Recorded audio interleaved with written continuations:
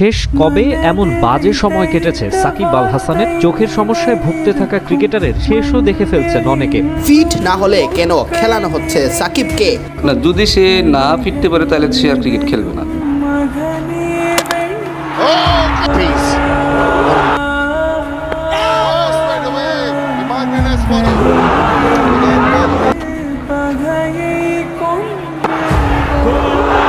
যে খারাপ টাইমে সবকিছু খারাপ যায়।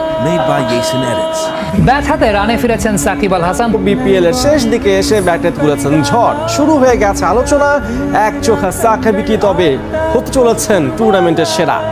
সাকিব শেষ, এটা কার মাথাতে বেরিয়েছে আমি জানি না। বোধহয় সাকিব আল হাসানের রানে ফেরা। সাকিব ভাই এমন একটা প্লেয়ার, সে তার খারাপ সময়টা বেশিক্ষণ থাকে না, খুব দ্রুত সে ঘুরে দাঁড়ায়। সে এক নম্বর ভুয়ানার, সে অলরাউন্ড।